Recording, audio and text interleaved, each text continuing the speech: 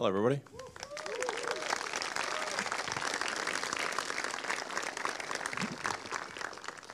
So that video was not Shutterstock. That was actually Neuralink. So that's actual video from the company. So if you want to get a sense for what it's like to work at Neuralink, that video is indicative of the atmosphere of Neuralink.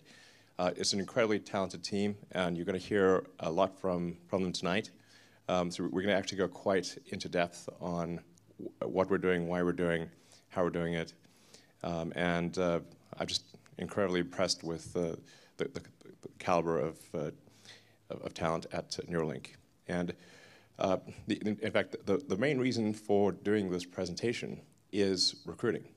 So we really want to have the best talent in the world come and work at Neuralink.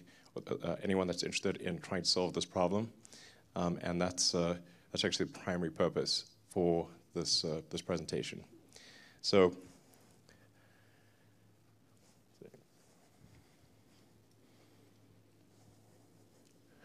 Okay, so the why of Neuralink, just to go over it, is I think it's important for us to address brain-related diseases.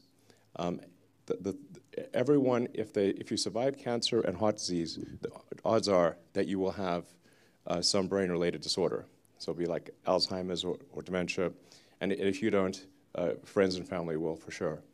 I think unless we have some sort of brain-machine interface that can solve brain ailments of all kinds, whether it's an accident or congenital or any kind of brain-related disorder, or a spinal disorder, if you know somebody who's broken their neck or broken their spine, we can solve that with a chip.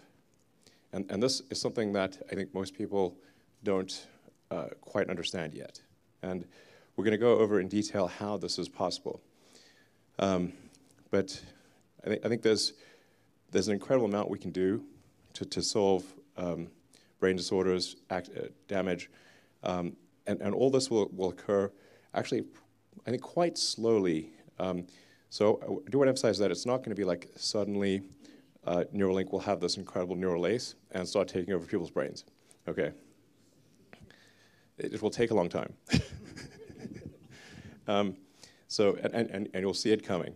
So getting FDA approval for implantable or devices of any kind is quite difficult, and this will be a slow process where we will gradually increase the issues that we solve until ultimately we can do a full brain-machine interface, meaning that we can ultimately, this is going to sound pretty weird, but achieve a sort of symbiosis with artificial intelligence. So, but this is not a mandatory thing. This is a thing that you can choose to have if you want. And this is something I think that's going to be really important at a civilization level scale. So.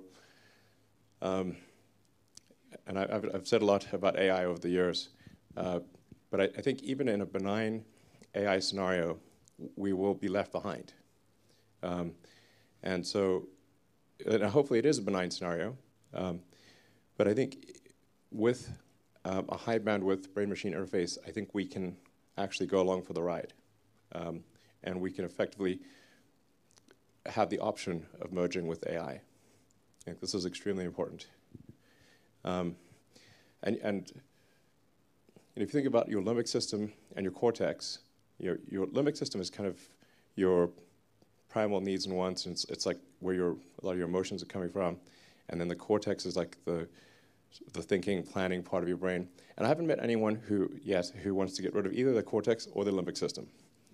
So clearly they work together well. Even though your cortex is, in principle, far smarter than your limbic system, everybody wants to keep the limbic system and their cortex. So hopefully, we can have a tertiary layer, which is the kind of a digital superintelligence layer. And in fact, you already have this layer. So it's your phone and your laptop. And the constraint is just how well you interface, the input and output speed.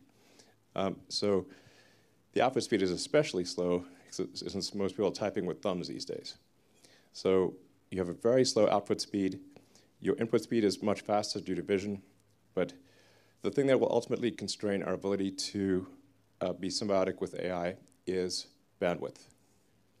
So in the limit, after solving a bunch of brain-related diseases, there is the existential, it's mitigation of the existential threat of AI, or yeah, this is the point of it. So creating a well-aligned future, that's the idea.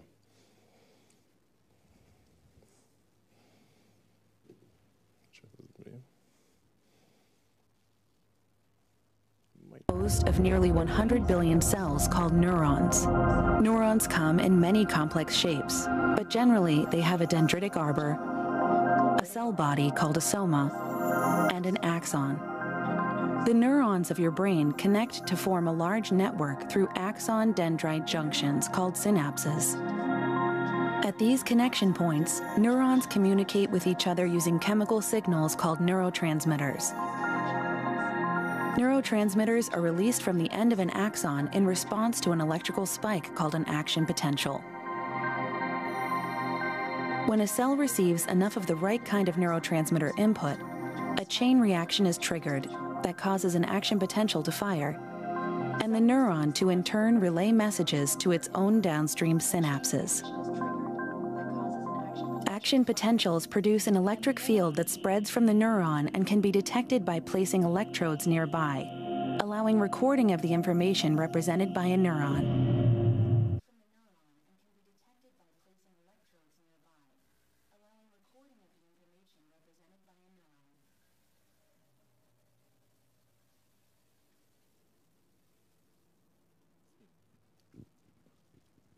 We thought we'd play that twice. It's so good you have to play it twice.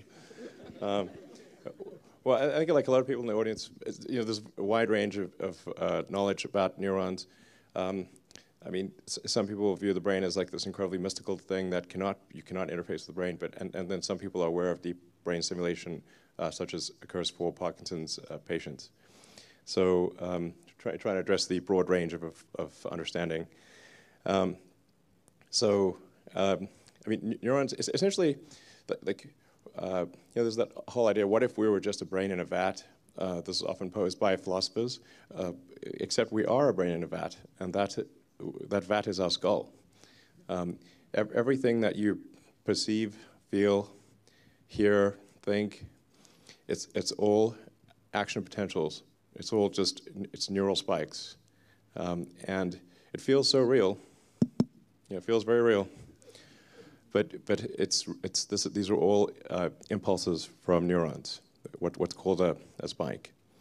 And our goal is to record from and stimulate spikes in neurons and do so in a way that is orders of magnitude more than anything that's been done to date, and safe and good enough that you can, it's not like a major operation. It's sort of equivalent to sort of a LASIK type of thing. So where you can sort of sit down, machine does this thing, and you can walk away within a few hours. And that's it. And you're not even in a hospital. So like there's basically, in terms of key points that are worth taking away, the system that we designed in version 1 is capable of on the order of 10,000 electrodes. So each chip, which is 4 by 4 millimeters, is capable of 1,000 electrodes, or has 1,000 electrodes. And we think doing up to 10 is feasible. So this is in contrast to the best FDA-approved system, which is like a Parkinson's deep brain stimulation thing, which would have on the order of 10 electrodes. So the system, even in version 1 that we're going to unveil today, is capable of 1,000 times more electrodes than the best system out there. and they're all read and write. So this is really quite, I think, I mean, for something to be 1,000 times more than what is publicly approved is quite a big difference. And this will get better with subsequent versions. This slide may seem a little generic, because like everything's got robots, electronics, and algorithms at this point, but not threads. So the I feel like I'm in Transcendence. Actually, I was in Transcendence.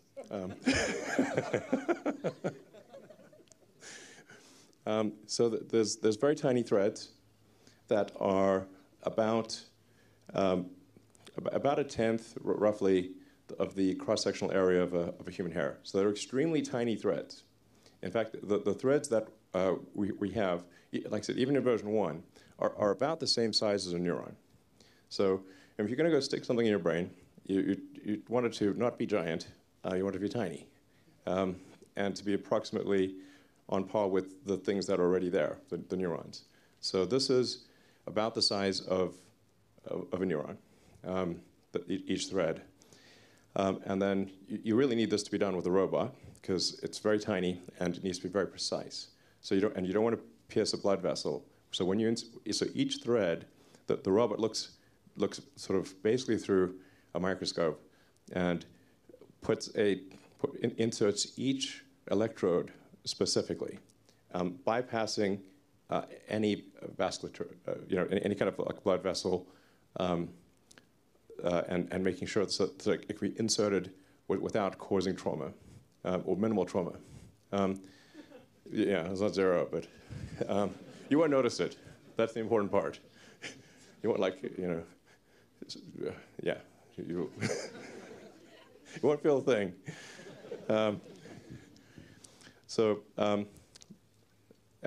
Yeah, anyways, obviously algorithms.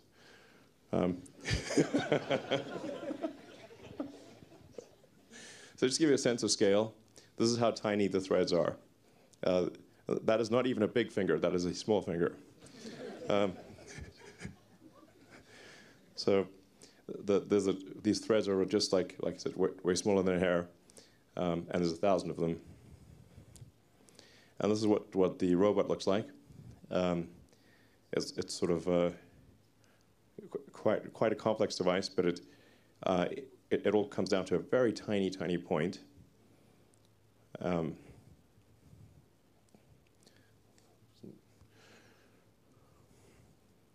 So we want to just like, you see the robot on the left, and then what looks like the needles for insertion next to a penny, but in fact the actual needle that gets inserted is way, way tinier. It's that little tiny thing where the arrow is pointing. That's actually the size of the needle. It's about 24 microns in diameter. Extremely, extremely small. It's so small you can't really even see it in the picture with the penny.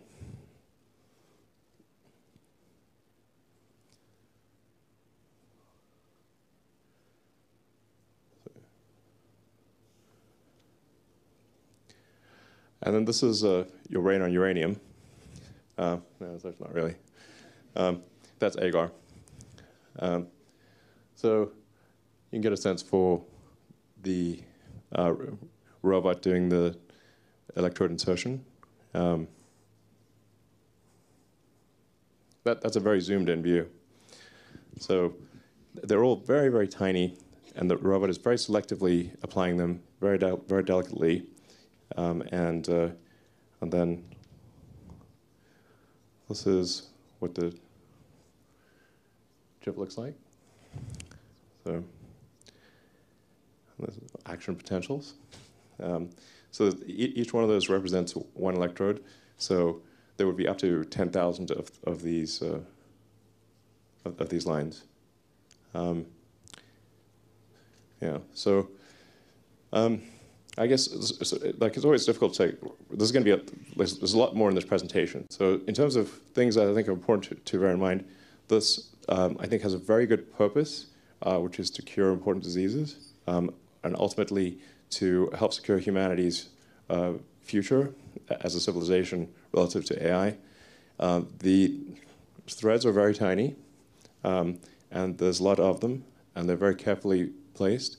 And the operation on a per-chip basis, it involves just a 2 millimeter incision, which is dilated to 8 millimeters, and then the chip is placed through that, and then it goes back to being 2 millimeters, and you can basically glue it shut. You don't even need a stitch. So, and then the interface to the chip is wireless. So you have no wires poking out of your head. Very, very important. So it's basically Bluetooth to your phone. Because we'll have to watch the App Store updates for that one. Make sure we don't have a driver issue. Updating. But the key is like this is something that is going to be not stressful. Our goal is not stressful to put in. Should work well, hopefully. We'll check it out very carefully before it becomes obviously FDA approved. And it's wireless. So this I think has tremendous potential, and we hope to have this aspirationally in a human patient before the end of next year.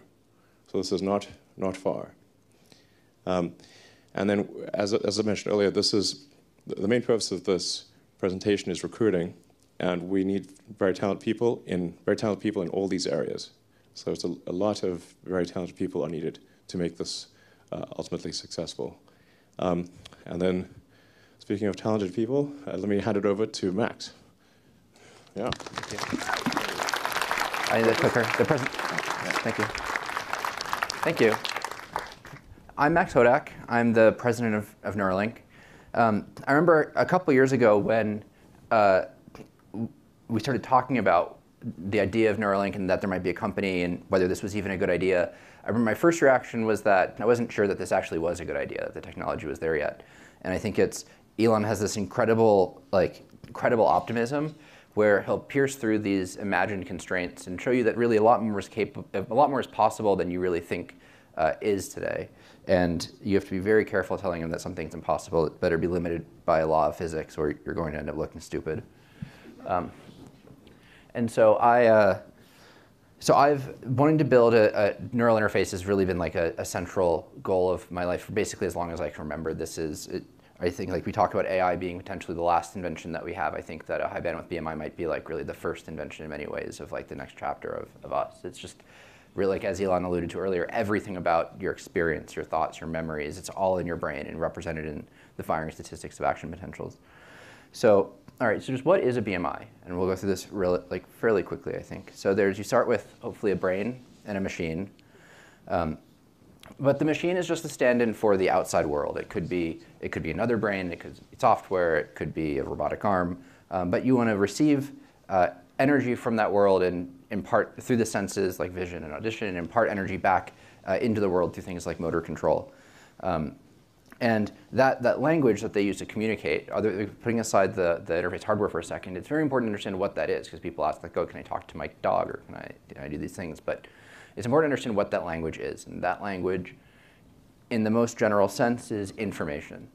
To a first approximation, everything is information. But we just consider here the information represented in neurons.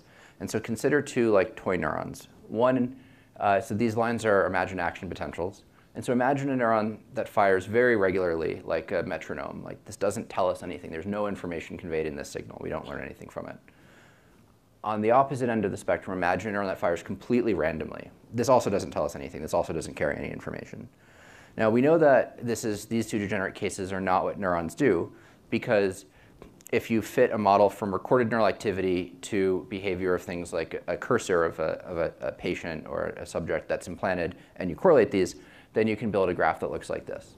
And this is a figure from a classic paper in this field, from like the academic heritage of this field from 2003. I think that actually some of the authors of this paper are in the audience today. And you can see it's the x-axis is number of neurons, and the r is the goodness of fit. And you can see that as you add neurons, the quality of the model improves. This tells us that neurons and their spike trains carry information about things. Here it asymptotes fairly quickly. That's because what they were fitting here was just 2D cursor control, which has simple dynamics. And if you have tasks that are more complicated, then you need more neurons. So the classic definition of information is a difference that makes a difference. It's just some piece of information or knowledge that tells you something. It's like a very abstract concept, but it's such, like information theory is such a deep rabbit hole. If you haven't seen it before, the original paper, Mathematical Theory of Communication, is like, it's very readable. I highly recommend it. You'll start seeing information everywhere. It will totally change the way you view the world because the world is information, as we've talked about before. And understanding information also gets this question of, well, why do you have to have an implantable device? Why don't you have EEG or a wearable or an optical thing? And the answer, of course, is like, well, these are different information carriers, and what information are they carrying? And we know that, like, if you open a back issue of the Journal of Neuroscience and you want to understand how some species of bird encodes sound localization or something, you'll find a discussion of spikes. And we, as far as we know, everything that we care about is found in the statistics of spikes. So that's what we focus on. There are other things like fMRI or EEG. These are different information carriers carrying different information, which we believe is impoverished relative to spikes. I think that's the scientific consensus. And so the question for all these different things is, well, what information is found in your carrier? We focus on spikes. That means we have to be inside the brain because there's no ceiling that we're aware of on that with respect to that, like, grand vision of your perception, your thoughts, everything, like motor output, re-embodying lost limbs. And so why does that mean that you have to be inside the brain? So you want spikes. Well, people have studied, if you take a neuron and you put an electrode on that specific neuron, so you have a ground truth electrical potential of that one neuron, and then you place an extracellular electrode nearby, which is what our electrodes in the Utah array and other people are like. We're not in the cell, we're near the cells. And then you measure how far away from a neuron can you be when you know what the ground truth spiking activity is, can you no longer see the spikes? And it turns out that the answer is about 60 microns, which is like 0.06. It's very small. It's a lot less than a millimeter. So you have to be firmly under the skull. Like, there's no wearable that is going to get you spikes. This is a physics constraint as far as we're aware. And so now I just want to talk about briefly that Neuralink didn't come out of nowhere. There's a long academic heritage of research here. The cochlear implant has reached millions of patients since the 50s for deaf patients. Over 100,000 patients have received deep brain stimulation for Parkinson's and essential tremor and dystonia, and now other indications. And about 20 patients have received the Utah array, which is a little 100 electrode rigid metal silicon device. And even though it has very few channels, they've been able to do some really cool stuff with it. There's videos on YouTube of BrainGate patients doing things like controlling tablet computers or even texting each other through Utah arrays just from the small number of electrodes. And so many of the people on the team at Neuralink came from this academic work. I got my start working in a lab at Duke University studying how mappings between brain and like the screen space change. So if you make it so that the joystick goes, like the cursor goes sideways when you push forward instead of up, like how does the brain change that representation? So the point is that there are lots of people that have been looking at this problem from lots of angles for decades, and we're in the greatest sense building on the shoulders of giants here. And so the question is, why not use one of those devices? Why not use a Utah array or a deep brain stimulator implanted pulse generator? And in the Utah array case, the rigid sharp metal electrodes produce a fairly strong immune response. And this doesn't end up hurting the patient, but it does mean that you lose the ability to record single spikes over some period of time, usually between 1 and a couple years. There's also a big percutaneous connector through the scalp. So you need to plug in big external electronics, and you're never really confident that the risk of infection is gone for the duration that you have the implant. Deep brain stimulators solve a very different type of problem. They are very effective for some Parkinson's patients, but they have only a couple electrodes, and they're really geared towards injecting large amounts of current, not recording single spikes. So they're really a very different, the DBS is really just a very different type of platform for a very different type of problem. So we had to go back to the drawing board and start over to build something that met the goals that Elon laid out for us. We knew, as Elon mentioned, that whatever we built, we wanted it to be completely wireless. We didn't want any connectors or wires coming through the skin. It had to be something that would last for a long period of time, not something that you'd have to take out at 2, 3, or 4 years in. It had to have practical bandwidth. So we talk about high bandwidth or ultra high bandwidth. Like, what matters is that for the task that you're after, there is practical bandwidth that allows you to effectively do that thing, whether that's cursor control or typing or robotic arm or maybe in the future vision. And it has to be usable at home. It can't be something that you go into a clinic at the hospital for 2 hours a week and under tight supervision of technicians plug you into the amplifiers and turn it on. It has to be something that you can live with. And so 2.5 years ago, we were nowhere close to any of that. This is a photo of some of the prototypes that we've gone through over that time. So we started on the far left. That's an entirely passive board that has 64 electrodes on it and connects to connectors that go to big external amplifiers. And then we added integrated electronics with our first custom chip. That's also 64 channels. And then there was a big leap to the device that Elon showed a photo of earlier. That has 3,072 electrodes in a fully implantable package with just a USB-C port coming out. And then we took a step back in channel count because remember we have to optimize safety, longevity, and bandwidth all together. And so in order to optimize some of those other things, we moved to an easier to manufacture system that has 1536 channels and a USB-C port. And those last two are the focus of the paper that we released today. And so we've learned a lot from these. We've recorded a lot of data through these. Like these are actually used every day at Neuralink to record neural data and work with it. And they taught us a lot about the architecture that we think was the basis for our first human product that we're calling N1. And the central component of that is the N1 sensor. It's a little hermetic package.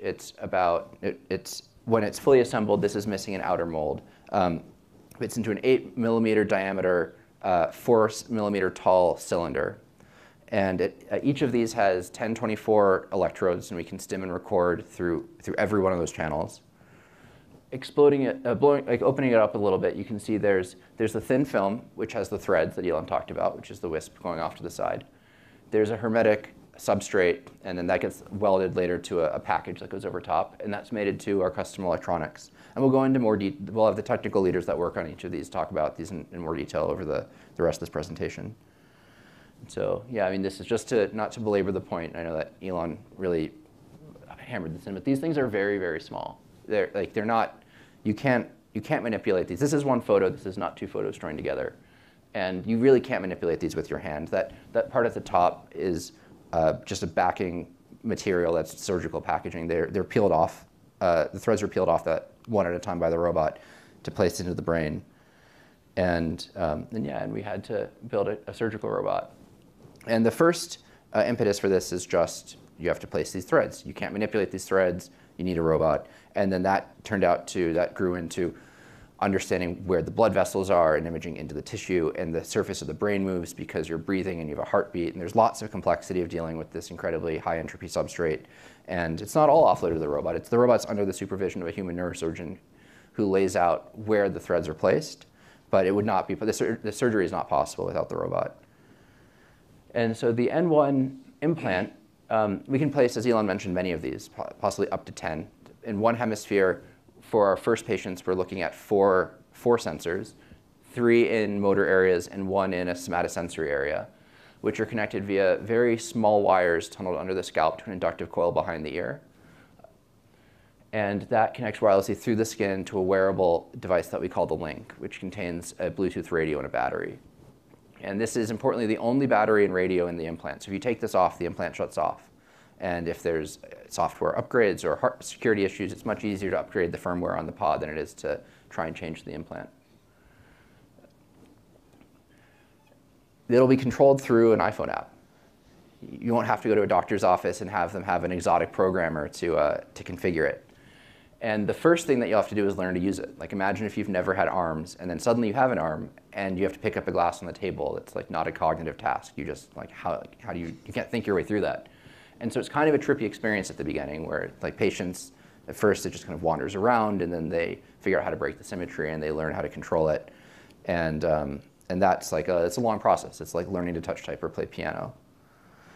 And so for the first product, we're really focusing on 3 distinct types of control. The first is giving patients the ability to control their mobile device, because we heard from over and over again from patient groups that if you have to have a caretaker around to press buttons for you, what's the point? You might as well have them do the thing. You have to get self-sufficient using the devices on your own.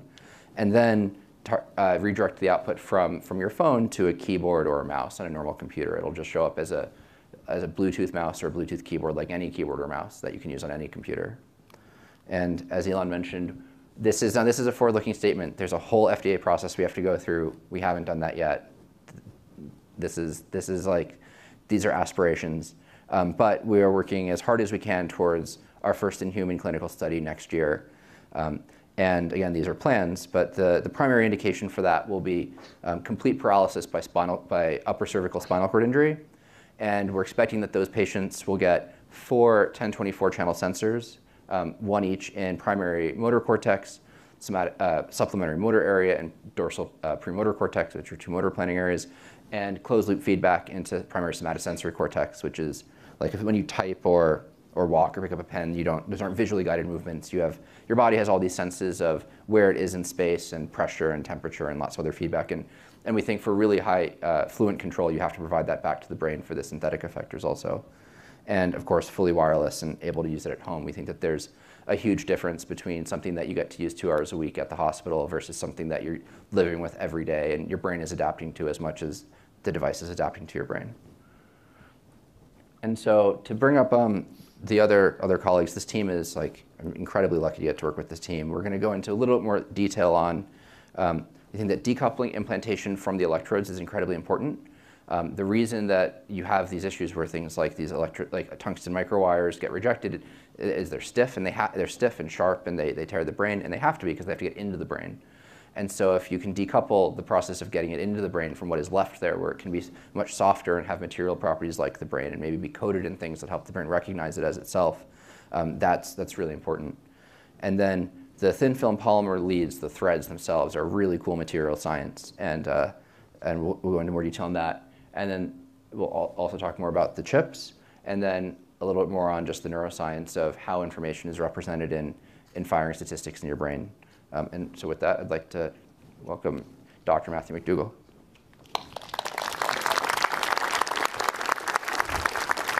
Thanks, Max.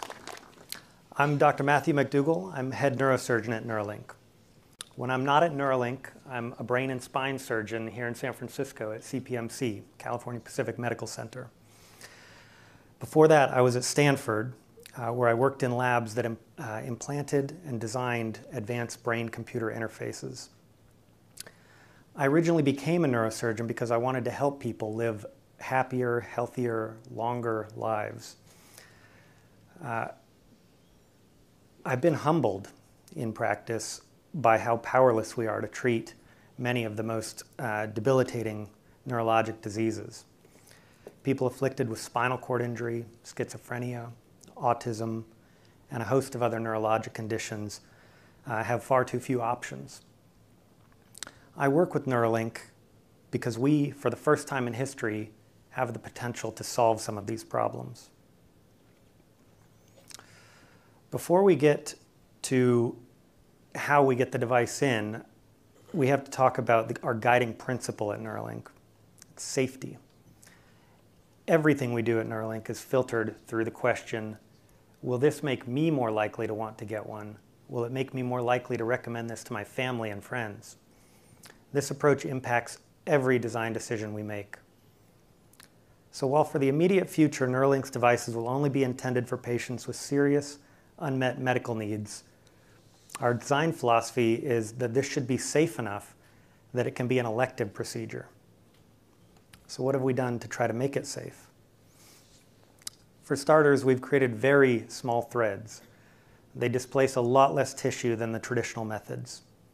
In my regular practice today, I routinely implant large, deep brain stimulator electrodes into the brains of my patients.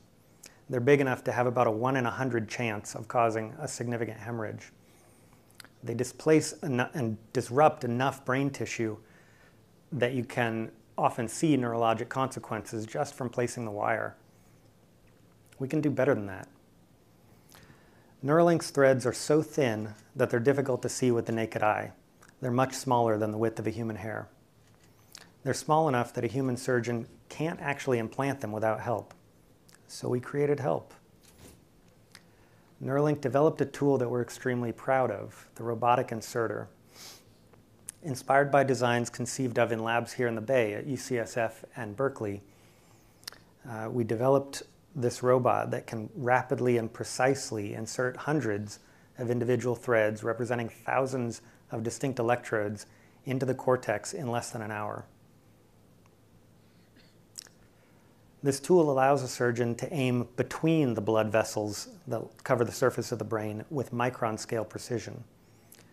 The region of the brain shown in this video represents only a few millimeters of surface of the brain.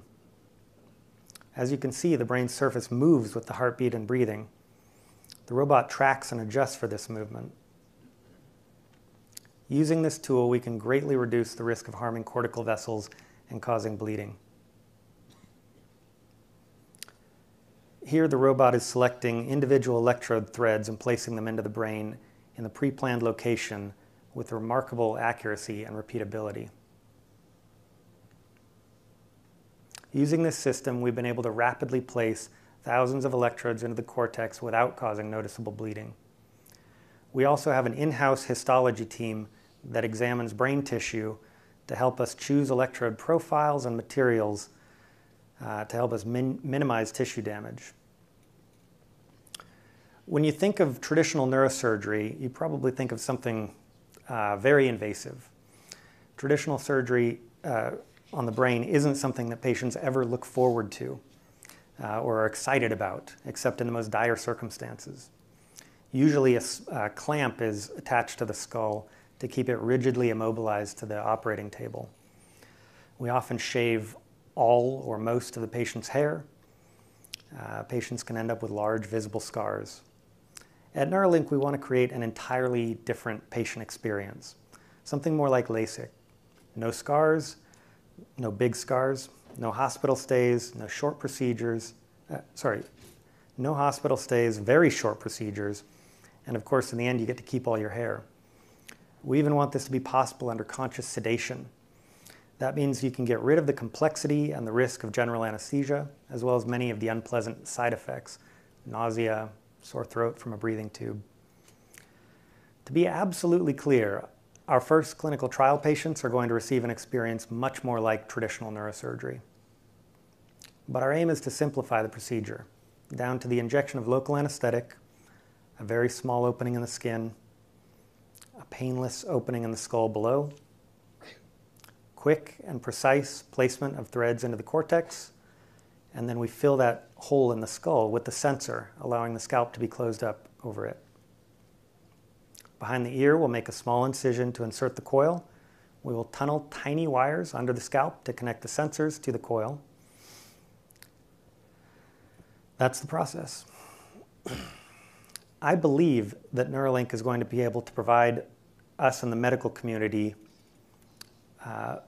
with a platform that can finally enable us to treat some of these very difficult to treat diseases, also to understand them better. I hope you find this as exciting as I find it. If you feel you might be able to help us, don't hesitate to contact us. To talk more about the technology behind all this, I'd like to introduce Vanessa Tolosa, Director of our Neural Interfaces Group.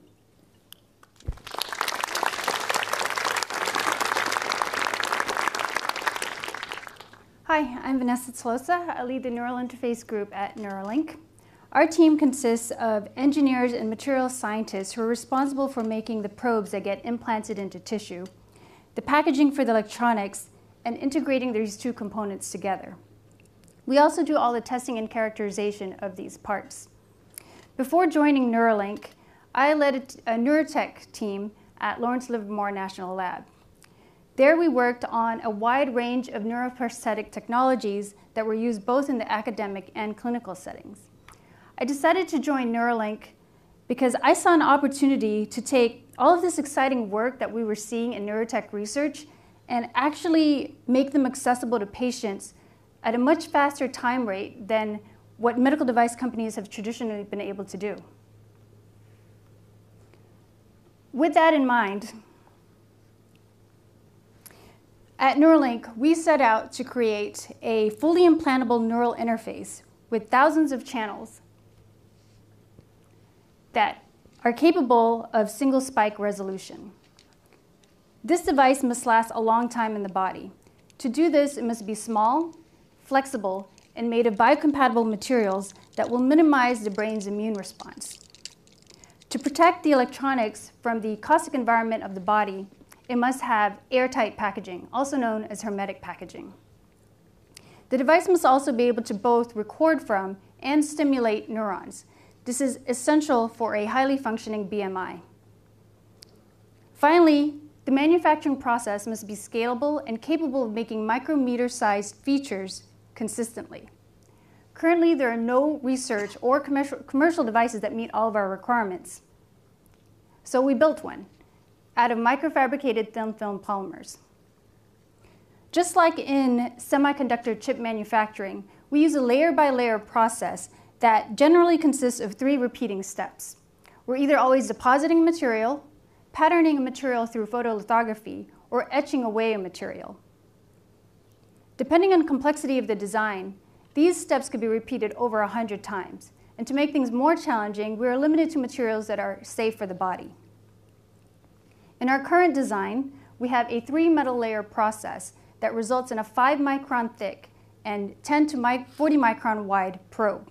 To give you an idea of how small this is, red blood cells have a diameter of about 8 microns. And an average strand of hair is about 100 microns. Yet in this small footprint, we're able to fit our electrodes, our wires, and the insulation for each of those wires. With microfabrication, we can drive features down to the size of an electron beam. So this is great because we want to make our probes as small as possible. Essentially, we want it to be invisible to the brain. But there are other factors that limit the size of our probes. For example, as we make the wires smaller, it increases the resistance of those wires. And as the resistance increases, it makes it more difficult for us to separate our signals from our noise. Similarly, there are other technical challenges and trade-offs that are related to higher channel counts and manufacturing yield, electrode size, and material and tissue safety. At Neuralink, we have an incredible team that's been tackling these challenges and have been able to make high channel count polymer probes. And this image is a silicon wafer that holds 10 of these arrays, these polymer arrays. In this design, each of those arrays has over 3,000 channels. So what that means is in this one wafer, we've manufactured over 30,000 electrodes and over 30,000 insulated wires. This is something that can't be done with the way current medical devices are being made. That rainbow effect is caused by the small feature sizes on these devices that are interacting with the nanometer size wavelengths of light that are reflecting off of them. If you were to zoom in on the ends of one of these arrays, you'll see this region where we put all of our electrodes. So each of these vertical filaments that end in a loop is what we refer to as a thread. And each of these threads can be placed independently into the brain using our robot during surgery. This design is called Linear Edge. It's one of over 20 designs that we've made for our R&D work. We've progressively been increasing the number of electrodes per thread without significantly increasing the width of each of these threads at the base. We've been able to do this by adding layers and reducing the sizes of the wires down to as small as 350 nanometers. This is less than the wavelength of visible light. Because we're using a lithographic process, essentially if we can draw it, we can also make it. So on one end of our probes are the electrodes. On the other end are where we connect the probes to the electronic package, or to the electronics, through conductive feed-throughs. This substrate is part of the hermetic electronics package. Standard methods of connecting the probes to the electronics package usually involve some kind of large plug-in type connector or a polymer-based glue that bonds the two components together. But as we increase density and decrease the footprint, it becomes impossible to achieve hermeticity in standard medical device connectors. This is due to several reasons. One of them is how these substrates are currently manufactured. Hermetic feed-throughs consist of holes that have been packed with conductive materials and are embedded in an insulating substrate. As you drill more holes and pack them more tightly together, these brittle substrates, typically made of ceramics, become more susceptible to cracking. Also, as you make the holes smaller, it becomes more difficult to fill them with this conductive material without getting non-hermetic voids. Standard processing also requires exposure to high temperatures, typically over 700 degrees Celsius. At these high temperatures, the coefficient of thermal expansion, or CTE mismatch, between the insulator and the conductor can cause circumferential cracking or interfacial gaps during the cooling phase. We're able to get around these problems by developing a new process. So rather than making the probes and then the substrates and then connecting them together, instead we microfabricate them together into one monolithic component. This provides a tight seal at densities that current methods with standard materials for medical devices can't achieve. So far, we've used this process to make a hermetic thin film substrate with over 1,000 connections over a 2.4 millimeter by 2.4 millimeter footprint.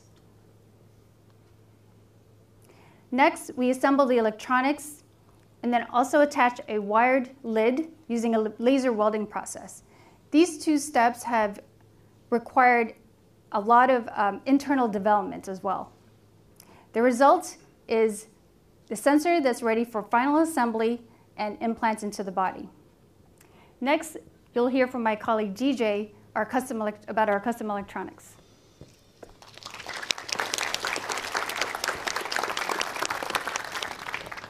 Thank you, Vanessa.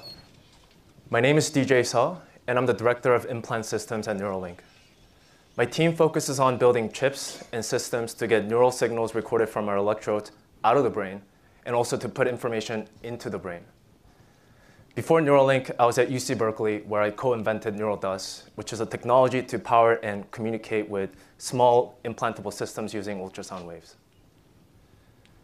Typical chip lifecycle from design to verification to tape out is approximately 1 to several years.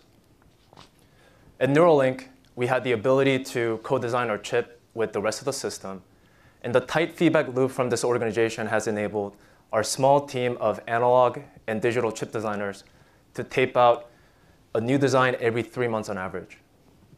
That means over the past 24 months, we've done 8 tape outs in total, representing 15 different chips that have been designed, fabricated, tested, and used in development. The artwork that you see on the top of the slide is of some of the actual chips that we've made so far. For any custom chips we make, the architecture can vary substantially, but the basic ideas are the same. Neural signals recorded from the electrode typically look like the one on the slide.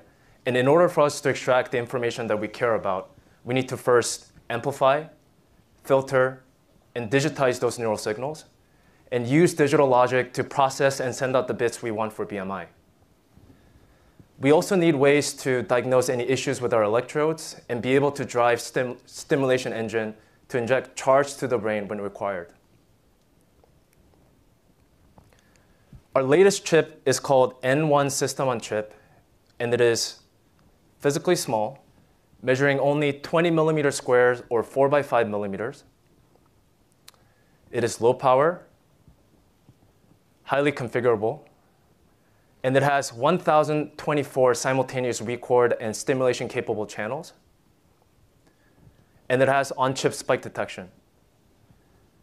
To dive deeper into N1 SoC, I'd like to highlight 3 key innovations, and they are 1, analog pixel, 2, on-chip spike detection, and 3, stimulation on every channel. The first is analog pixel. Before we can convert analog neural signals into digital bits, we need to amplify and filter them. And this is where the analog pixel comes in. We want to have 1 analog pixel per electrode so that we can configure them independently. So in the case of N1 SoC, there are 1,024 analog pixels. Analog pixels also take up a significant portion of the physical space on the chip, and how well they work determines both the signal quality and the characteristics of the overall neural interface. The goal of analog pixel design is to make it as small as possible so we can fit more, as low power as possible so we generate less heat and have longer battery run times, and as low noise as possible so we get the best signals. Now, the challenge here is that these goals are at odds with each other. For example, we want to achieve lower noise on the amplifier so that more spikes can be detected. But as transistors get smaller, it becomes harder to get lower noise while keeping the power the same or less. Since the start of Neuralink, we've gone through 3 major revisions to the analog pixel, progressively improving both the size and power while maintaining performance. Over the past 24 months, we had 7-fold improvements in the size of the analog pixel, and our latest pixel on the right is at least 5 times smaller than the known state-of-the-art of similar architecture with 1 pixel dedicated per electrode, as published in the academic literature. Second innovation is on-chip spike detection. Once the signals are amplified, they're converted and digitized to zeros and ones by our on-chip analog-to-digital converters. As you'll hear in a second, spikes or action potentials shown on this slide are often critical for certain BMI tasks. Currently, there are several different methods for detecting spikes, such as thresholding, or more sophisticated methods such as principal component analysis. At Neuralink, one of the robust ways that we came up with is by directly characterizing the shape. And it's worth noting that this is different than template matching in that it gives us more information in a general way. In certain cases, we can actually identify different neurons from the same electrode based on their shapes. Our analog pixel can capture the entire neural signals sampled at 20,000 samples per second with 10 bits of resolution, resulting in over 200 megabits per second of neural data for each 1,024 channels that we record. In our previous systems that you heard about, we were able to stream this entire broadband signals through a single USB-C connector and cable, and we performed real-time spike detection on an 8-core machine running our optimized C code. Now, we wanted to completely eliminate connectors and cables for N1, so we had to modify our algorithms to fit into the hardware by scaling both, making it both scalable and also low power. And then we were able to also implement this algorithm in our N1 SoC. Our algorithms can compress neural data by more than 200 times, and it only takes 900 nanoseconds to compute, which is faster than the time it takes for the brain to realize it happened. Finally, it was important for us to enable stimulation from every channel that we can record from and make it configurable and high resolution.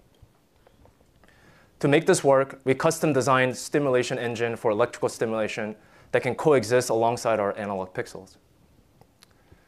Our stimulation engine has 0.2 microamp of amplitude resolution and 7.8 microsecond of time resolution. There is a 16:1 ratio of electrode to stimulation engine, so we can't stimulate every channel simultaneously, but we can within each stim pulse, usually in milliseconds, and we can also stimulate any combination of 64 channels at the same time. So in summary, looking through our N1 SoC, it has 1,024 analog pixels that we can record from simultaneously with 7.2 microvolt RMS noise while only consuming 6.6 microwatt of power. It has on-chip analog to digital converters, on-chip spike detection that can compress neural data more than 200 times, and it only takes 900 nanoseconds to compute. Stimulation engine with 0.2 microamp of amplitude and 7.8 microsecond of time resolution. And finally, diagnostics for electrode and impedance measurement. All of these functionalities that I outlined are integrated into a single 4x5 millimeter silicon die. Next, my colleague Flip will tell you more about what can be done with these signals.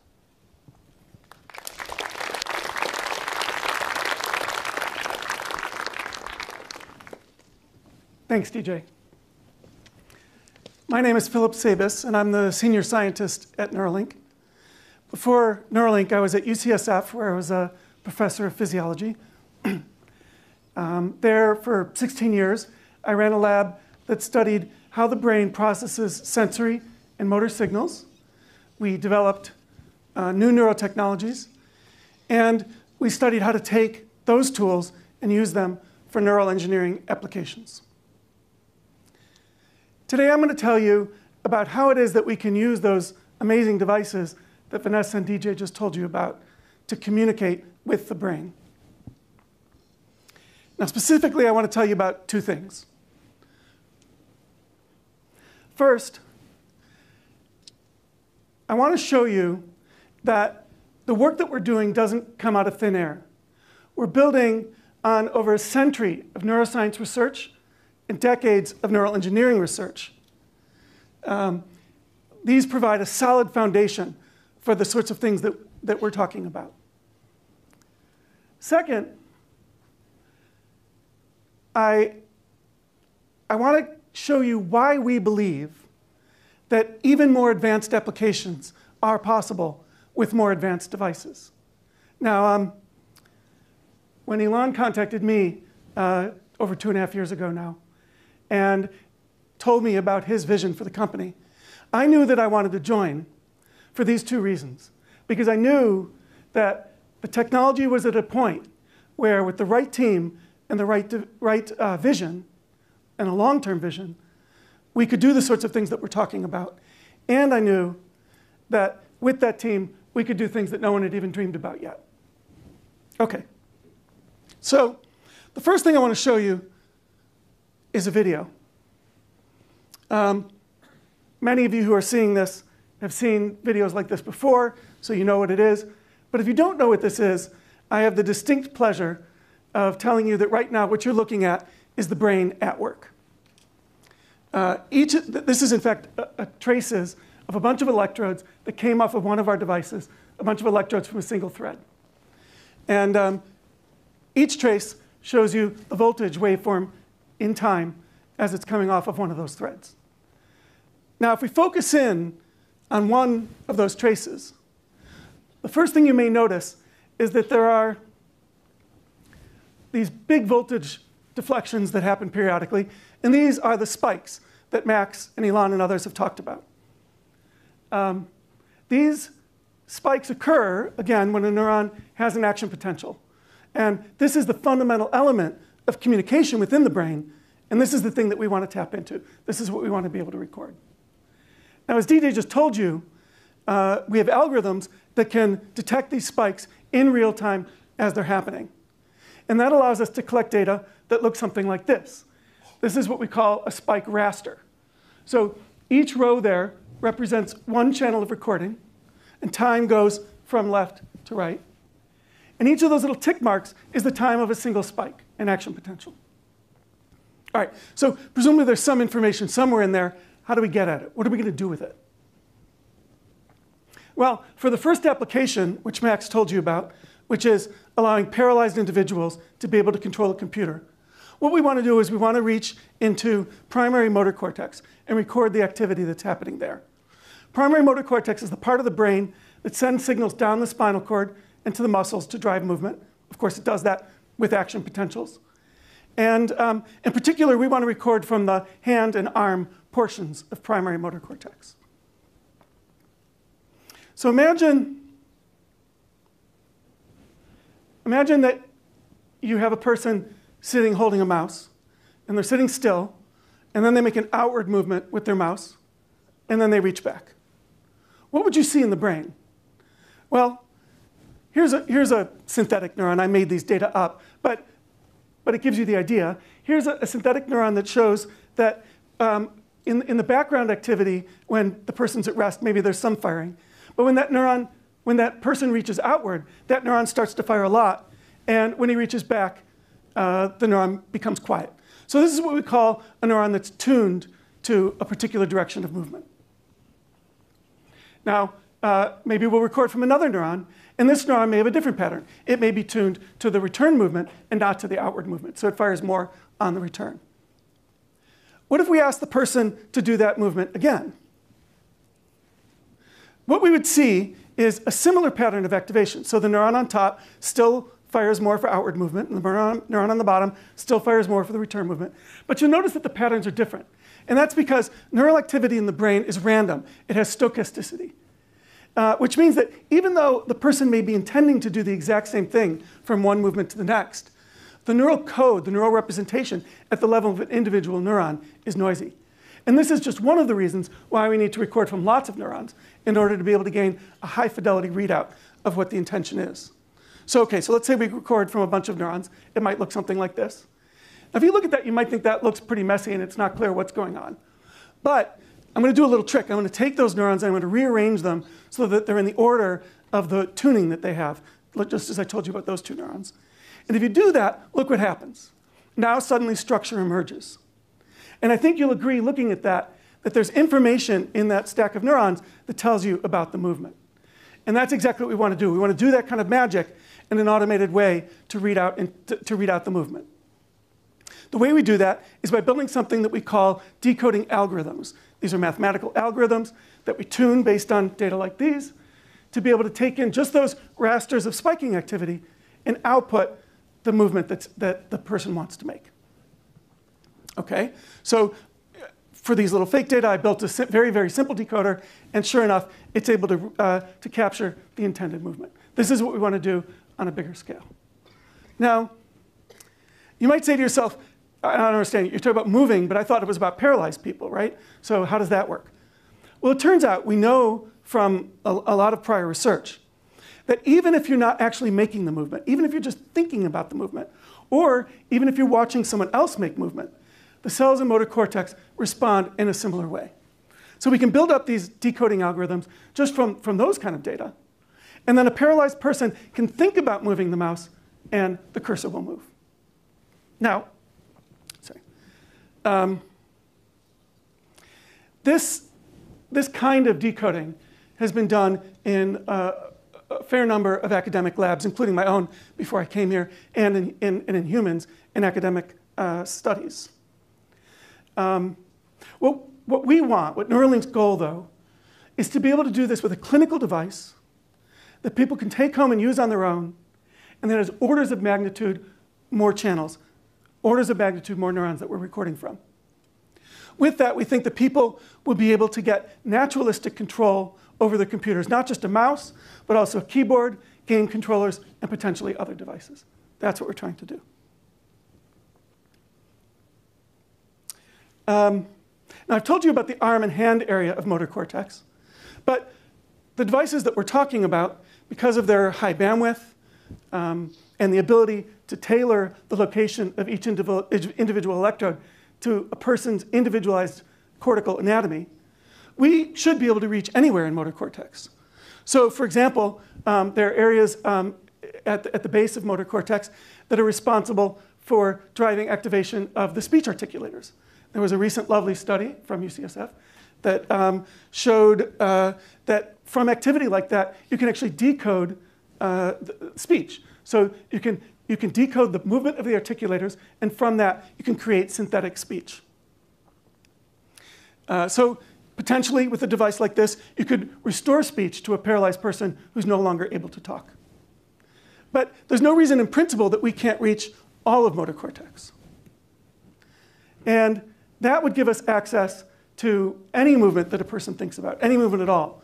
A person could imagine running or dancing or even kung fu, and we would be able to decode that signal.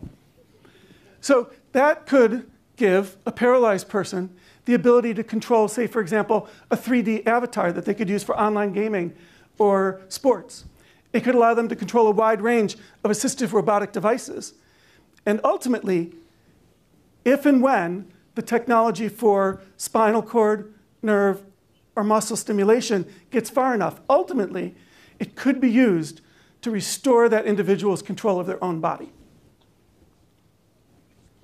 Okay, I've talked about readout, but remember we want bidirectional information. We don't only want to read information out of the brain, we want to be able to put it back into the brain. Now, to some of you, that may seem a little bit fantastical that you could write information into the brain. But actually, the basic building blocks of that technology are already there. This is the same image that you saw before of an electrode next to a cell. It turns out if you pass a tiny amount of current through that electrode, what happens is that you activate cells nearby. You cause them to fire an action potential, one or many. And that is the technology that is already being used widely outside the brain, say, for example, for cochlear implants, which have been used for decades to restore hearing to the deaf, and more recently, in the eye, to restore vision to the blind in a fairly rudimentary way, as I'll tell you more later.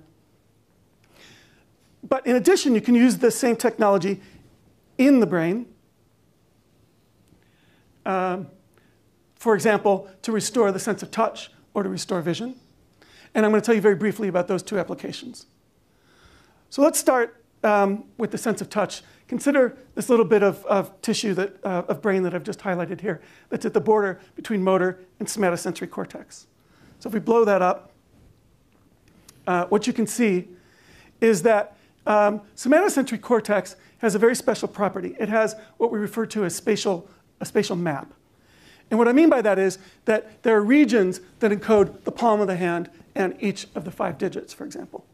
So if we were to stimulate at one little location, say in the thumb part of the cortex, the person would feel a sense of touch or pressure on their thumb. Or if we were to stimulate 2 sites in the palm area of cortex, you might feel a couple of points or touches on your hand. This kind of technology has been demonstrated in many academic labs. And in a recent really nice paper, it was shown that with subjects controlling a robot arm through BMI, getting tactile feedback of when that arm, or when the hand of that arm was grasping an object, improved the ability to pick up and place objects with the robot. So this is the kind of thing that can really help decoding. So imagine what we could do if we were able to take our device and cover all of somatosensory cortex. We could give rich sensation of objects, of haptic feedback when you're manipulating objects. We could maybe feel different textures. But it's not just about improving the user experience. It's also about getting to the level of functionality that we want. Imagine for a second, imagine typing. Now imagine typing with your fingers anesthetized. That's going to be pretty hard. So that haptic feedback, that sense of sensory feedback during movement is going to be important going forward. And yeah, OK. So that sensory feedback for the hand, we can also potentially provide visual feedback. So visual cortex, just like somatosensory cortex, has maps. So there's a spatial map in visual cortex, which is here in orange in the back of the brain. So for example, if we stimulate a particular point in cortex, we might see a flash of light in a little punctate spot in front of us.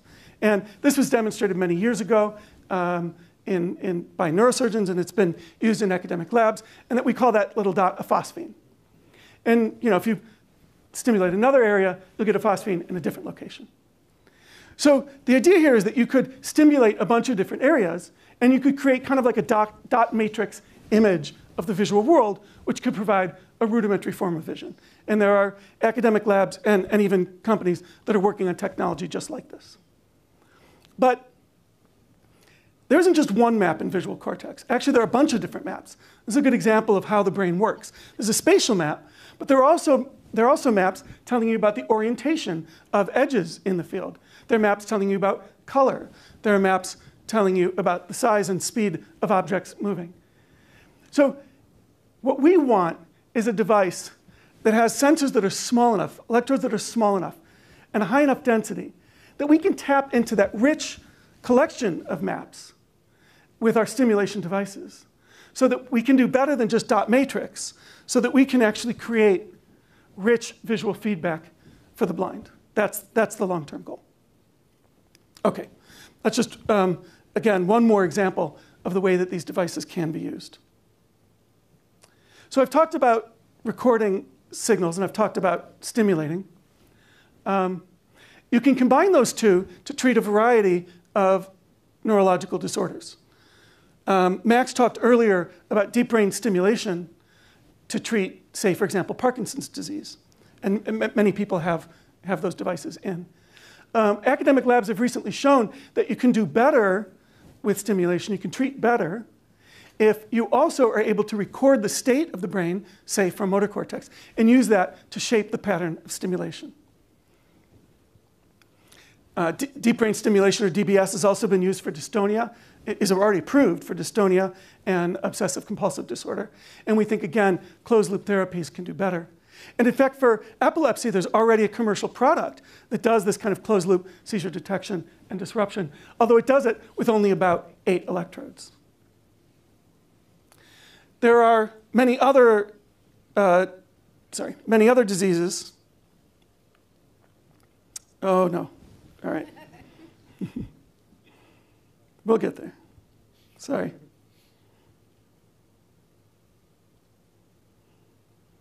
There are a number of other neurological disorders where DBS has promise, but is still an investigational stage, like depression, chronic pain, tinnitus. Now, even though these diseases are currently being treated with these big DBS electrodes like you've seen, we think that there's a potential here for the kinds of devices we're designing to get individualized, highly focused treatment that will reach broader patient populations and be able to be more effective in the way that they treat these disorders. All right, lastly, I want to tell you about not just sensory input and motor output, but about thought. So there are parts of the brain where we know that there's neural activity that encodes the things that you're thinking about. And one great example is an area called the hippocampus. The hippocampus is involved in memory formation, and it helps store episodic memory, things that you remember from your life. It also has a particular kind of memory for locations and views that you know. For example, it'll have cells that represent places in your own home or in a city that you know well. So imagine that you could record from a collection of neurons in the hippocampus of somebody who lived in San Francisco and knew it well. Then it's likely that they would have some neurons there in the hippocampus that represent various locations in Golden Gate Park. And so if that person were to take a car ride, for example, from the ocean through the park, you would see those neurons fire in order as they took that ride. First a neuron that maybe represents a view of the ocean, and then the bison in their paddock, and so on. All right. So I've told you about the way that the brain represents information, and that these sorts of encoding methods, representations in the brain, are things that we can learn to decode. And I've told you about some of the applications and how they might work. As the device technology gets better and better, and as we get more and more experience with those devices, we and other researchers will be able to bootstrap off of those advances to reach other brain areas and other applications. That's what we're trying to do. Neuralink's goal is, neuroscience has shown that a wide variety of information content is readily available in the brain. We know, for example, that there are signals that encode speech and language. There are signals that encode your mood. There are signals that encode the sense of pain, when you're hungry and when you're thirsty. There are signals that encode your memories, and even esoteric things like mathematical reasoning. What Neuralink wants to do is to give people the ability to tap into those representations, to get better access to that information, both to repair broken brain circuits and also to ultimately give us better access to better connections to the world, to each other, and to ourselves. Thank you.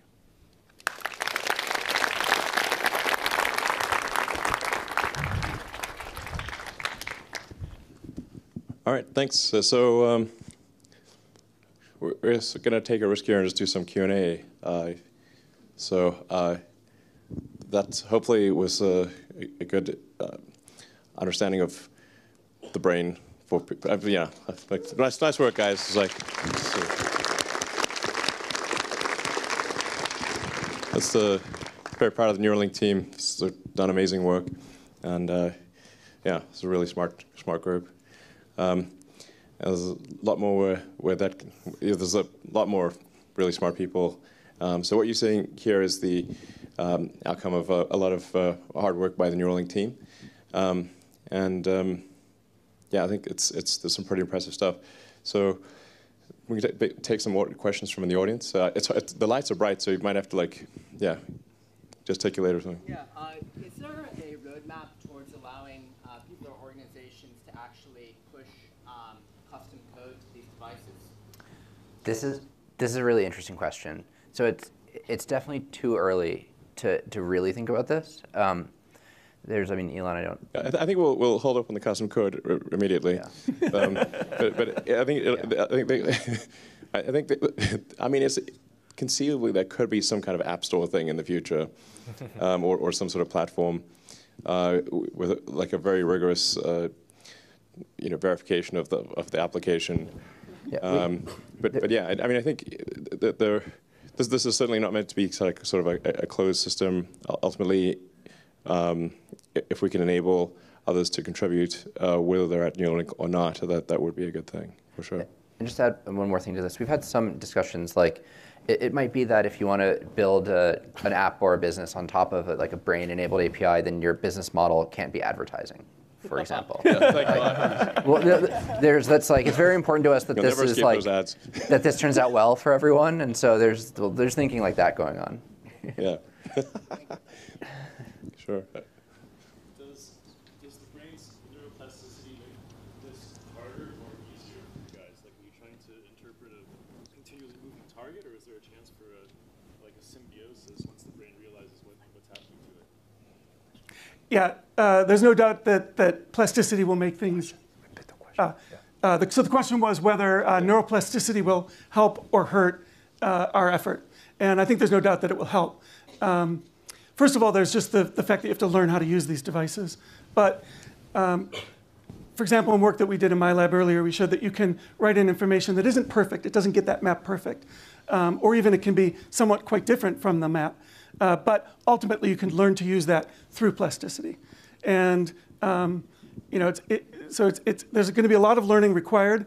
And the ability of the brain to adapt to new information, and in particular, the ability of the brain to take information that comes from multiple sources and merge it in an effective way is, I think, the kind of thing that really will facilitate complex new tasks with these devices. I mean, it stands to reason that the neurons are responding to electrical pulses. So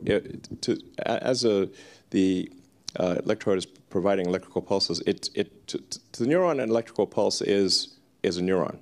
It just thinks it's a neuron, and it's going to, for sure, adapt dynamically because it just sees electrical pulses, and it's going to respond to those. Yeah. So, yeah. So there's no advertising. I mean, Jesus. I mean, you'd have really no escape. We cannot do that. That would be an ethical barrier.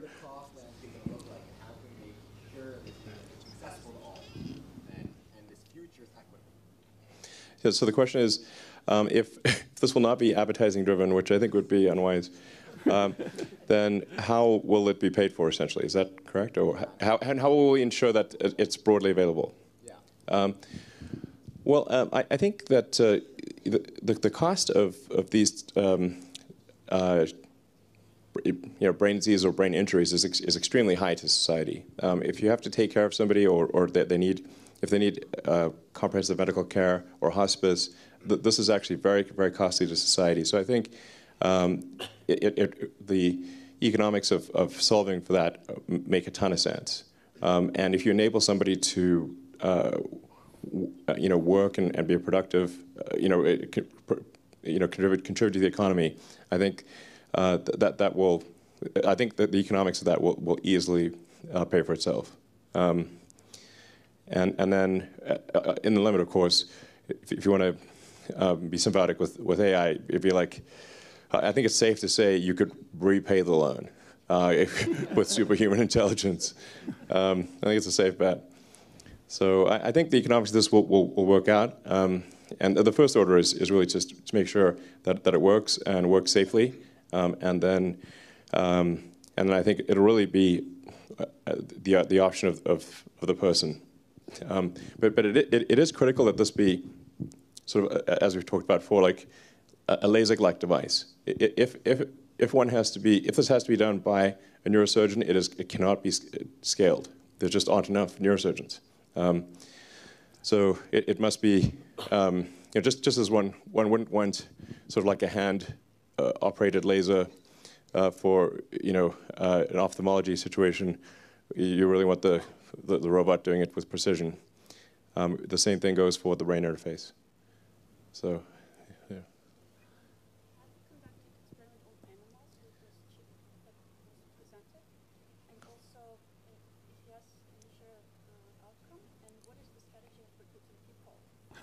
Sure. Yeah, so the question is, have we implanted the chip in animals? And if so, what are the results? So I think first it's important to say that we regard any chip implant, even if it's in a rat, as a very serious thing. Like, so we care. We even care about rats, even though they have the Black Plague and everything. So like they arguably have some karmic payback. But nonetheless, we care about rats. And then we're extremely sensitive with monkeys, and we work with the University of California at Davis for any of the monkey activity. So, and the results have been very positive. Do you want to maybe talk about? I know this is a sensitive subject. Yeah. But I think it is. Yeah. We definitely need to address the elephant in the room, the monkey in the room. Yeah, I mean, I think that we wish that we didn't have to work with animals, right? That we just wish that wasn't like a step in the process, but it is. It's a very important part in the research and development process to produce better outcomes for human patients and improvements in human health. And we try to be very thoughtful and we follow the 3 R's of like reduction, replacement, and refinement of laboratory animal medicine, and we try to be very careful and thoughtful about it and do it as efficiently as possible, because we believe that the benefit to humanity is in the end like the benefits outweigh the negatives. The questioner also asked about the results, and there is a paper available, I think now, soon, that has some of the results in them. Yeah, I mean, but we have made a monkey has been able to control the computer with its brain. Just FYI. I didn't realize we were running that result today, but there it goes. The monkey's going to come out of the bag, so. This is much good for a point of it. Yeah.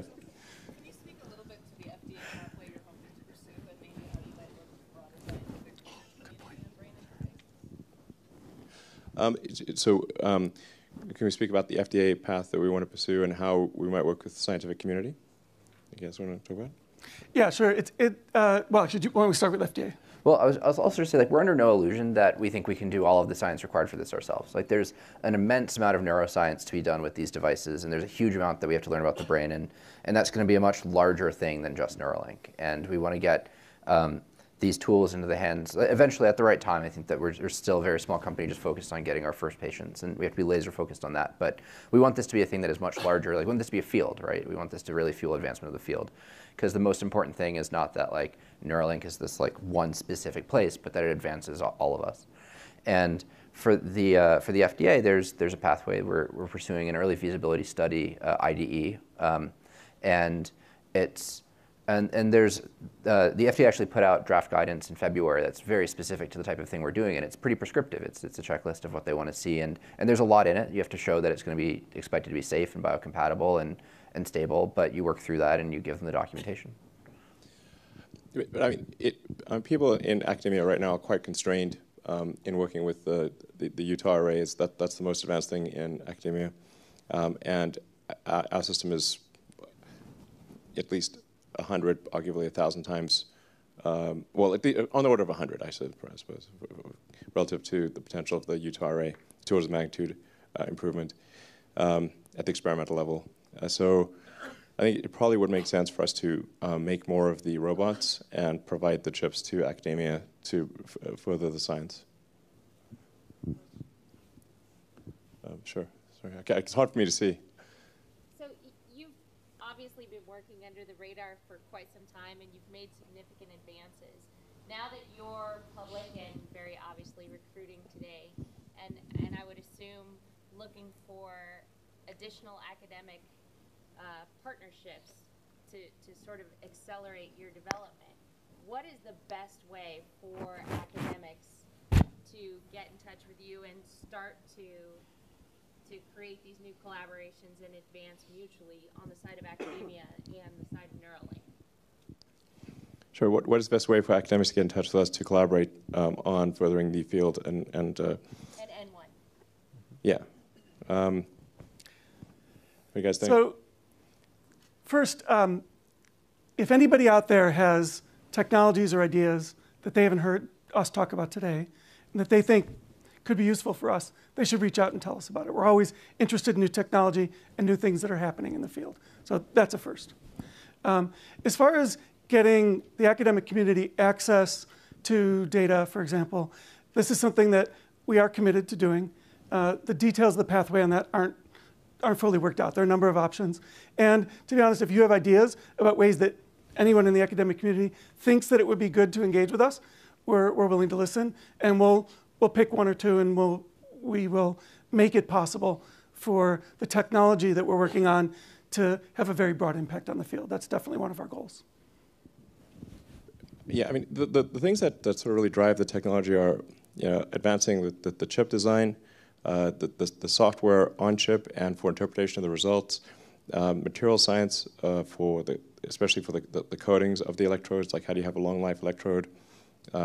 It's quite a difficult thing to get that coating, get the materials right, and then the application of the materials for the something that you want to be, because you want these electrodes to last for many decades in the brain, but this is quite a difficult environment.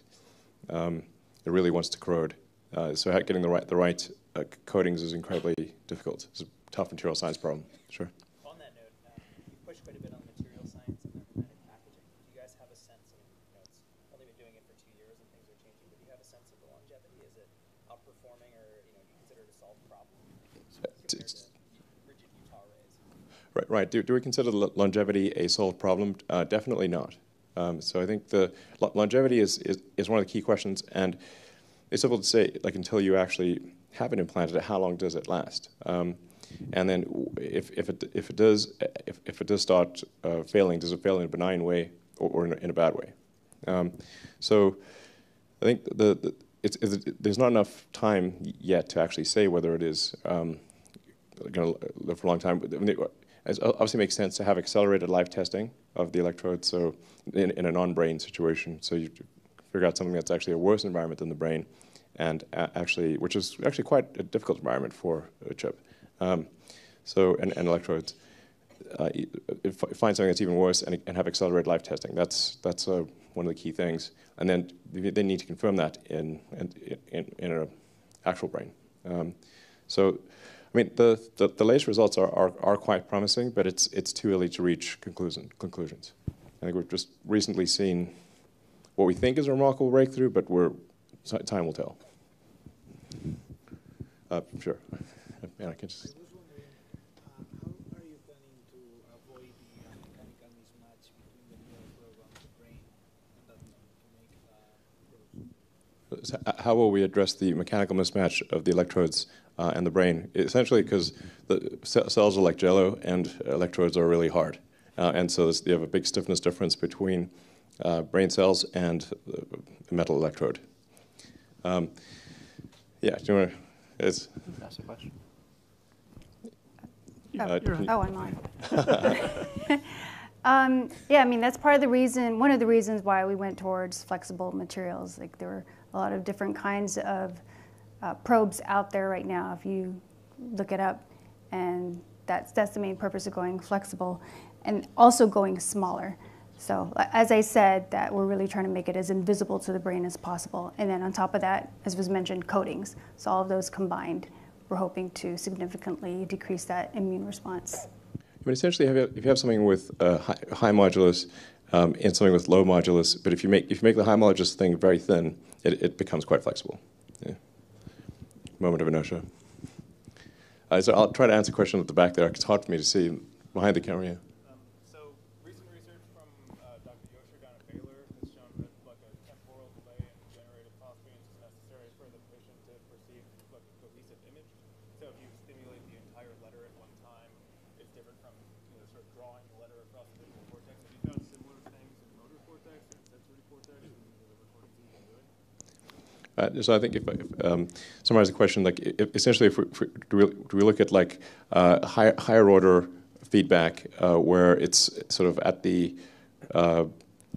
maybe whole limb level or combination of limbs or a whole word or letter as opposed to an individual phosphine or something like that?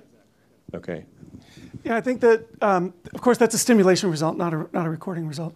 And it may have something to do with the kind of low resolution of the stimulus, that the psychophysics of that, it's hard to perceive it as a complete letter, but you get filling in of motion that helps you perceive the object.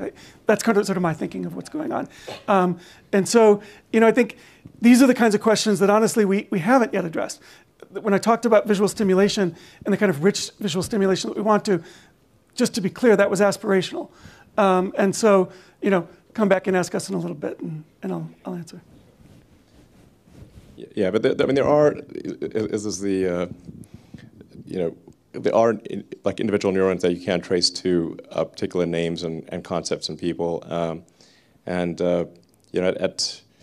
kind of advanced long-term level, I think people would have kind of like if two people had a neural link, you'd be able to effectively have a sort of really high bandwidth telepathy, or actually technically going over radio waves, but you could actually communicate at a sort of complex meme structure level, using the Dawkins version of the meme. So then you could really have like potentially a new kind of communication.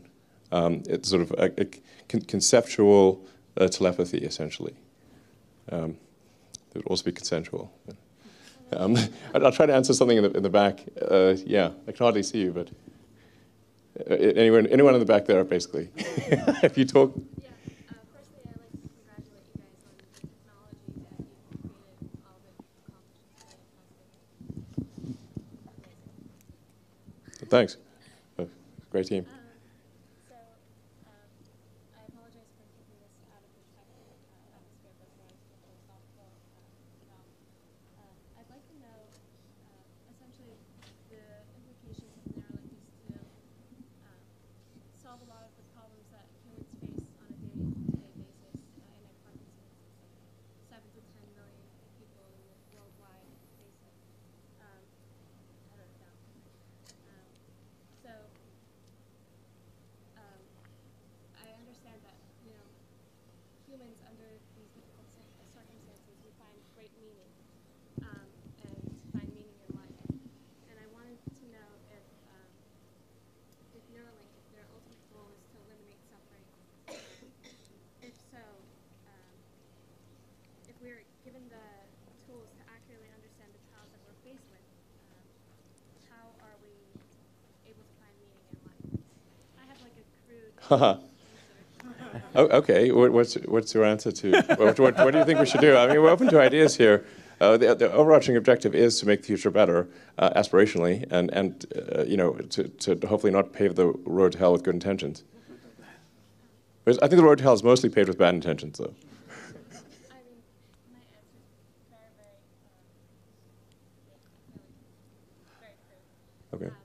But essentially, like, this technology has never been, has never surfaced the face of the earth, so that right now it's like looking into a completely pitch black room and asking what voice can we possibly think pregnant. So it's very abstract, but I wanted to know what your big question. Yeah, I think that it's a big philosophical question. What will, it's hard to say what the future will be with something like this brain-machine interface. I doubt that we would be able to eliminate all suffering, and it actually may be ultimately oddly dystopian if we do eliminate all suffering. That actually may not be a true utopia. You know, there's like, generally like stories about utopia tend to turn into dystopia. But I think we can definitely make a significant difference, and we can address, you know, when I say we, I mean humanity can address a lot of the suffering that occurs in the world and make things a lot better. And I think, you know, a lot of times people are quite sort of negative about the present and about the future, but really I think if you're a student of history, when else would you really want to be alive? Now's the best time, pretty much. Yeah. It's like those who think the past is better have not read enough history. Okay, way in the back there, I see actually, you can see a hand. Yeah. Can you talk a bit about the computational backend that derives gain from these reported pulse trains? Is it like traditional compute, a bunch of GPUs, a bunch of asynchronous FPGAs? Can it run on AWS? Is it Yeah. Yeah, guys. Yeah, I think that DJ should answer some of this, but so yeah. no. No. It doesn't run on AWS. I'll also say that you often have very tight latency constraints in this system. Yeah, exactly. You really have to run locally. Yeah, so the question is, how are we doing the backend computation? What are some of the methods that we're doing it? Yeah, so as Max just mentioned, latency is something that we do want to minimize as much as possible, especially in the context of doing closed-loop BMI, so being able to record and also stimulate and put information back into the brain. So in order to make sure that that latency between the end-to-end system is minimized, we need to have all of that computation locally. So that's, you know, one instance of the evidence of spike detection that you saw that's slowly progressed from, you know, computation from the computer onto the integrated chip is something that we strive to do as well with closed-loop BMI algorithms. Yeah, I mean, essentially the vast amount of the computation is actually done locally on an ASIC, effectively. The amount of data that needs to be communicated beyond the body or the brain is really distilled down to a small amount. As DJ was saying, like especially important for if you want to say give someone who's a tetraplegic the ability to type at 40 words a minute, which is one of our goals, and that requires a very low latency feedback loop. I think last question. Okay, last question. Okay, go. Yeah, fire away. In terms of the vision of the company, are you trying to get to the stage where you can have one thread per neuron? And if not, what kind of number are you aiming at? And at what order of magnitude of channels would you consider trying it yourself? Okay, this is a few questions packed in there. One of the first question was, essentially to summarize what we're saying is like, what's the ratio of electrodes to neurons? Because you wouldn't want a 1-to-1 ratio because that's a lot of electrodes. So you really want to actually have that ratio be as big as possible, and ideally at least 100-to-1, maybe 1,000-to-1, ideally. Because the bigger the ratio of neurons to electrodes, the fewer implantations, it's going to be just way better. For sure, you'd want to read a whole bunch of neurons and then be able to stimulate neurons or a cluster of neurons by varying the field potential, so that you don't need to have a 1-to-1 stim or a read ratio. Ideally, 100-to-1. You guys want to add? Yeah. I guess I would or more. Yeah. I think it's important to add to that any answer we give to what's the right number of electrodes at this point is speculation. Yeah. That's part of the. I mean, speculate. But the point I'm trying to make though is that this bootstrapping that we anticipate is going to happen. We're going to put in devices, they're going to be lower level. From that, we'll be able to find out the information content and information density in the areas that we're looking at with the electrodes we have. and we'll be able to bootstrap up from that. So, I actually believe that we are the ones that are going to be able to answer that question without speculation. And I'll say, when you look at the anatomy of the brain is mostly silent. On average, a classic electrode can see somewhere between 0 and 4 neurons electrically by different waveform templates. But when you just look at the anatomy and the distances, you'd expect it to see more like 1,000. And so this question of why is the brain so silent is an interesting one. And one of the hypotheses is that there are a lot of neurons that have very narrow receptive fields that only fire when they have very high information content updates with respect to something specific. And one of the challenges with spike sorting is that you can't tell, you can't tell apart another spike of a neuron that you think you're recording from with, that was the first time I heard from that neuron specifically that I don't know is there, right? And as you have these long-lasting chronic devices, you'll be able to get more of that out in the decoding. Yeah, I think it's going to vary. The electrode to neuron density is going to vary quite a bit depending upon what part of the brain it is as well. If it's sort of somatosensory is probably a pretty big ratio. You can get pretty impressive results controlling essentially a cursor with your brain. You don't need very many electrodes for that. So, and there's a lot of neurons in the sort of motor cortex. So I think there's some cases where you could have, I don't know, this is really speculation, of course.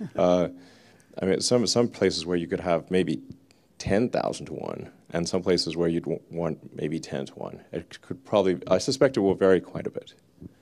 And I just really quickly, I think Dan's question, because longevity is a really important question that we think about all the time. I don't think that we're releasing histology in the paper today, but I think that just to put some pressure on this team, I think that we're running that around SFN probably. There's some really cool stuff in progress. All right, thanks everyone for coming. Thank you.